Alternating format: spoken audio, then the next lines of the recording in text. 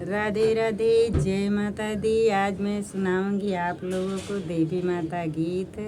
अच्छा लगे तो हमें सपोर्ट कीजिएगा और हमें लाइक करना।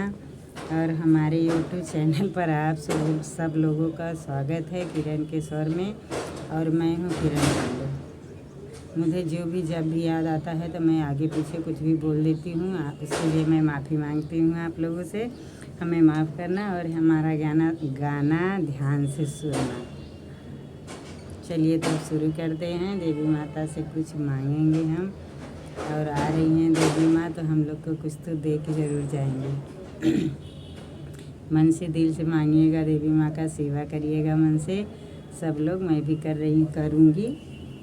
वैसे दुर्गा माँ को मैं बैठाती नहीं, फिर भी मंडप नीचे बन रहा है तो आप लोगों को दिखा दे रही हूँ। देख लीजिए, देवी माँ का वो हो रहा है, मंडप बन रहा है। यहीं पर आएंगी मेरी देवी मैया।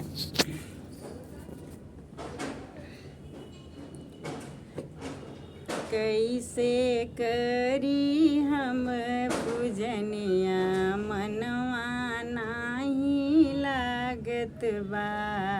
कैसे करी हम पूजनिया, मनवा नाही लागत बा। कैसे करी हम पूजनिया, मनवा नाही लागत बा। कैसे करी हम पूजनिया, मनवा नाही लागत बा। सबके त दीहू मैया, बेटवा से बिटिया, हमरे दम दवऊ नाही बा। सबके त दीहू मैया, बेटवा से बिटिया, हमरे दम दवऊ नाही बा। कैसे करी हम पूजनिया, मनवा नाही लागत बा। कैसे करी हम पूजनिया, मनवा नाही लागत बा। कैसे करी हम पूजनिया, मनवा नाही लागत बा। सबके त दीहू मैया, सासे से ससुरवा, हमरे ननदियो नाही बा। सबके त दीहू मैया, सासे से ससुरवा, हमरे ननदियो नाही बा। कैसे करी हम पूजनिया, मनवा नाही लागता। कैसे करी हम पूजनिया, मनवा नाही लागत बा।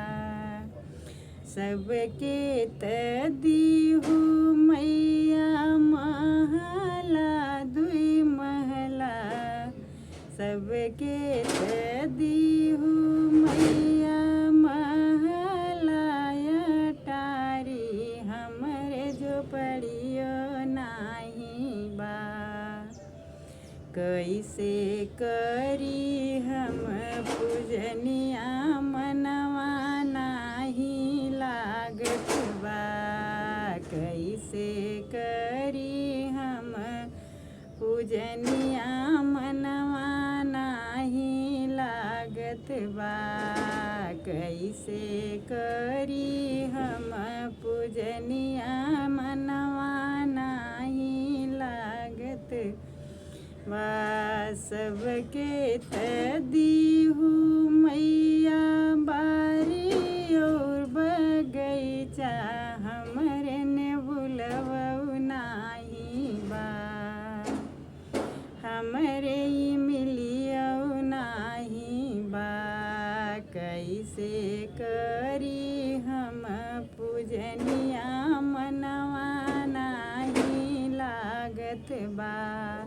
कैसे करी हम पूजनिया मनवा नाही लागत बा। कैसे करी हम पूजनिया मनवा नाही लागत बा।